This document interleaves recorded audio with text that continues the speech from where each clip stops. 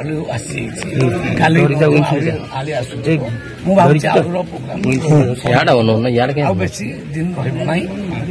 मानुची किछि दिन टिके प्रॉब्लम थिला कि प्रोग्राम रहइबो नाही गाड़ी आसीबा आरंभ हो गलानी आमे आनिमुने बोलली केबे कहनु वेस्ट बेंगल आसीबो उत्तर प्रदेश आसीबो जोट आवश्यक आनिबो काहे कि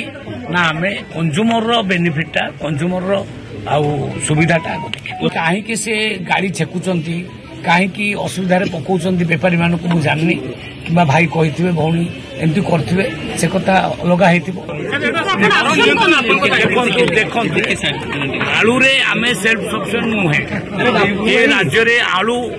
प्रोडक्शन 3 लाख क्विंटाल किंतु आवश्यक पड़ुछि 13 लाख तेणु आमे चाहूछु ए सरकार चाहूछि माननीय मुख्यमंत्री चाहूछन्ती आलू रे आमे वर्ष 2 वर्ष भितर पूरा सेल्फ सफिशिएंट हेजु आमे काको हाथ पतेबुनी ना वेस्ट बेंगल ना उत्तर प्रदेश एटा वर्तमान तो हेगला ता नुहे वर्तमान हेगला आमे करदेलु कि जे 24-25 वर्ष शासन कला ता ऊपर आपण ध्यान हटे कि खाली आम ऊपर ध्यान